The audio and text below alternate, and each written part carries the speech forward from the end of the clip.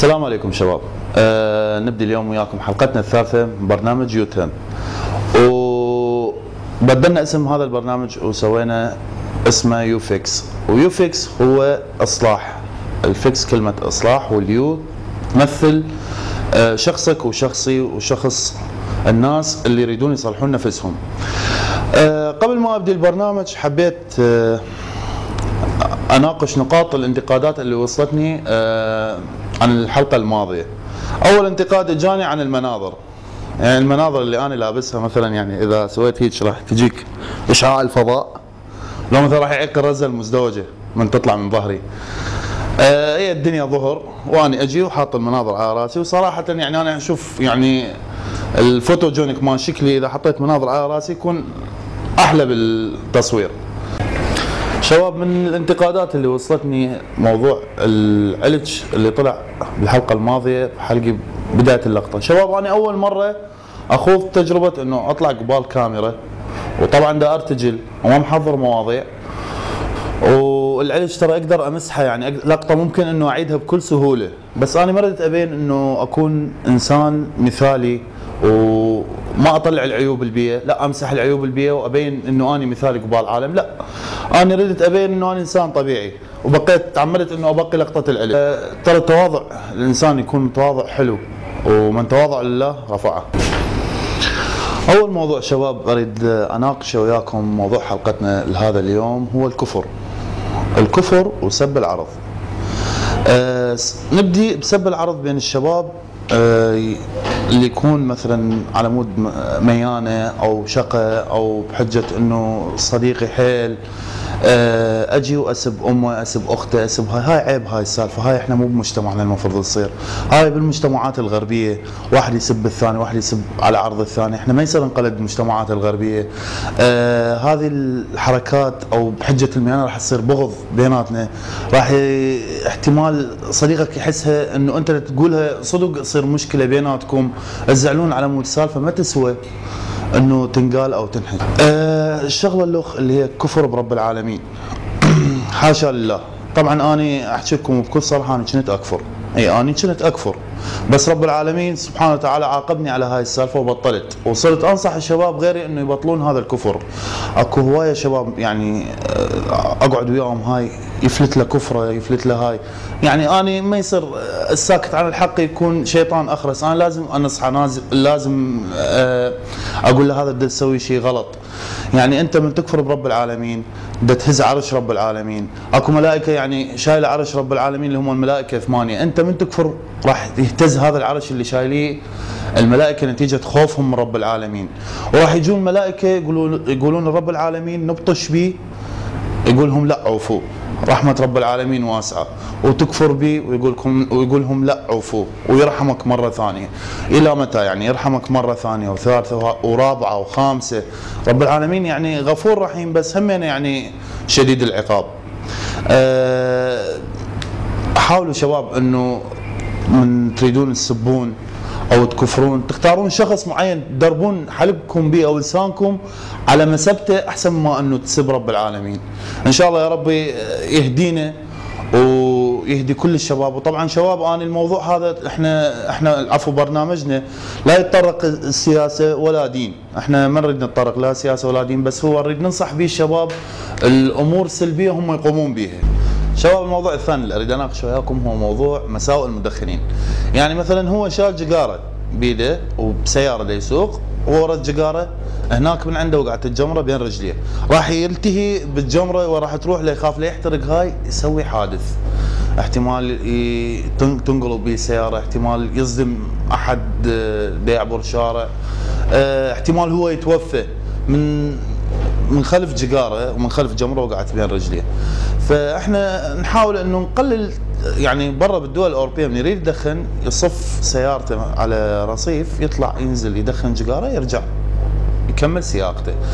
الشغله الثانيه احنا نفوت مثلا بنزين خانه، طلع هو والجقاره ماله بحلقه، جر الهوز ودا يفول بنزين، مو هذا ترى البنزين يعني سريع الاشتعال، يعني تجي شراره بالبنزين، يعني ثبت علميا هاي هسه، يعني خاف ما حد يدري بيها انه البنزين سريع الاشتعال، تجي شراره بالبنزين تنفجر بنزينخانه كلها تنفجر.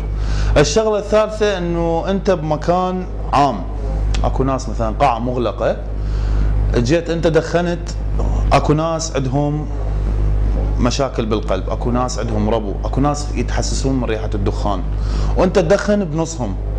زين هاي حاله يعني غير حضاريه، وراح يكرهوك، راح احتمال تسمع حكايه مو حلوه. الشغله الرابعه انه انت تمشي بين عالم ومكان مزدحم وهوسه وشايل جقاره بيدك، تشوي بهذا وبذاك، تشوي بهذا وبذاك. طبعا احنا مشكلتنا احنا يعني كل الدنيا احنا وصغار خوفونا من كل شيء، من النار، من الوسخ، كخ، بو، بس ما حد خوفنا من الجقاره. زين، ودائما الاب اللي هو قدوه الاسره يدخن قبال اطفاله، يعني لو الاب ما يدخن قبال اطفاله، لو مخوفينا احنا وصغار من الجقاره وشوفونا اياها بشكل يعني يخوف، احنا وكبار كان صارت عندنا رده فعل انه من شخص راد يقدم لنا جقاره، زين ما راح نستقبلها وراح نرده. يعني هاي الظاهره يعني كلش مو حضاريه يعني. شباب، الموضوع الثالث اللي اريد احكي فيه بالبرنامج هو موضوع الحسد.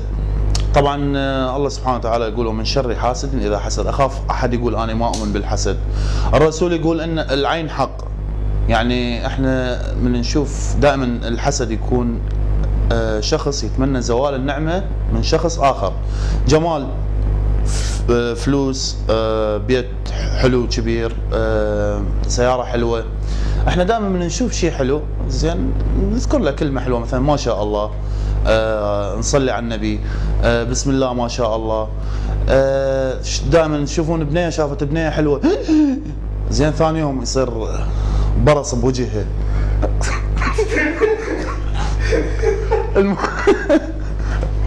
المهم لو مثلا واحد يشوف مثلا يعني واحد ضعيف يشوف ثاني ضخم ومعضل، الاكبع هذا، ثاني يوم ينقلب عصاره مال حساسيه يصير قدوته، زين، يطفر من كيس مال اندومي من الضعف.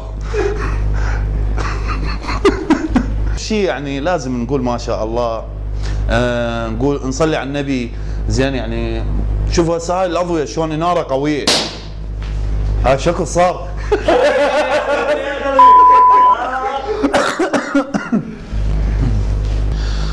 شباب، بهالموضوع اريد احكي عن الانترنت والازعاجات اللي تصير بالانترنت، وراح احكي لكم عن سالفه صغيره من الاف السوالف اللي تصير عندنا وتزعجنا. يعني احنا كلنا نفتح على الانترنت اما ياهو ماسنجر او فيسبوك، واكثر الشباب هسه عندهم فيسبوك. تجي تفتح الفيسبوك مالك. هسه انا فتحت الفيسبوك مالي، لقيت هذا التاج، يعني لقيت عده تاجات واصلتني، بس واحد من هاي التاجات هذا التاج اللي قبال، يعني الله يرضاها واصلني هيك تاج. زين، هذاك اليوم وصلتني صوره اطول يمكن على الصوره بالعالم، تبدي منها من بدايه اللابتوب تنتهي من هنا وطالعه شويه، وصاحبها قاعد هنا وممدود خشمه نهايه اللابتوب وطالع شويه منه. زين، يعني حتى مانعين اني اوقف بالشارع، عبالهم يعني توقف عليه تاكسيات وهاي عبالهم مال جديده. هاي مو حاله، هاي يعني ترى هذا تعدي على حق غيرك. يعني هو البروفايل مالته معتز بيه، الصور بيه، الناس اللي بيه، انت لا تجي تخلي صوره غصبا ما عليه تصير باللابتوب. ولا تقولون يعني سد التاج مالك، لا، هو ينتظر تاج من الناس، زين، يعني ينزلوا له صوره له هو علاقه بها. يعني هم سووا التاج حتى تكون انت والشخص الثاني لكم علاقه بنفس الصوره، مو واحد ما عرفاني نزل لي صورته تاج. هاي ما ترهم، هاي السالفه كلش غلط وكلش عيب. طبعا اكو امور هوايه تراودت يعني خلال حياتنا بالانترنت. مثلا على الفيسبوك النقطة الأولى كاتب إنه ماكو شيء اسمه تعال أعرف منو دا يشوف بروفايلك على الفيسبوك، وفعلا ماكو شيء، يعني ماكو أمر وماكو سالفة. ماكو شركات اتصال تسوي اتصال مجاني على الفيسبوك. الرسام الدنماركي اللي رسم الرسول عليه الصلاة والسلام بعد عايش ترى وما انحرق، كل شيء ما بي، ذاك هو بالدنمارك. القرآن الكريم ترى ما راح ينحرق يوم السبت. هاي الاوفلاينات تجينا على اليوم ماسنجر. ماكو صدق ماكو بنيه اسمها ساره محجبه، هاي بنيه ساره المحجبه وعيونها زرق واكو خراج بمخها وادعوا لها، كل شيء ما بيها كذب. ماكو شيء اسمه تعال اعرف منو داخل مخفي على الفيسبوك ومسحك. ماكو شيء اسمه تعال سجل حتى لا يسمون دولة اسرائيل. ترى صدق دولة اسرائيل اذا تريد تسمي دولة اسرائيل ترى ما منتظرة احد. لو سووا بيج بي 30 مليون مخلوق بشري وفضائي نصرة فلسطين واسرائيل. ترى اسرائيل ما راح تعوف فلسطين لو تنقلب الدنيا، وماكو شيء اسمه شغل موسيقى ببروفايلك، وما راح تكسب مليار حسنة بدقيقة، لأن هاي الحسنات طبعا رب العالمين سبحانه وتعالى يوزعها بالحقيقة، يعني ما يوزعها بالفيسبوك. من ما راح تدز رسالة حلمان، يعني واحد حلمان البنية اللي خالة صورة مال وحدة حلوة وبس صورة وحدة، ترى مو هي، لا تشلب لها. من تشوف فيديو وبلقطة جنسية لا تدوس عليه، ترى هذا فيروس راح تنشر الغير عالم. من تنشر البوست اللي هو مو مالتك اكتب منقول. حبيبتك من تقول لك سديت الفيسبوك مالك ترى هي ضربتك بلوك احتمال على اكثر.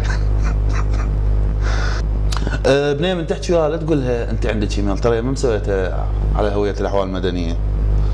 زين هذا الموضوع كلش عجبني. وشباب يعني احنا هسه بوقت مال الامتحانات، يعني حاولوا تقللون دخولكم للانترنت، تليفونات بالليل، التهوا بالقرايه. يعني صح هسه شويه الدنيا حاره وصعبه يمكن القرايه بالصيف، بس هذا مستقبلكم.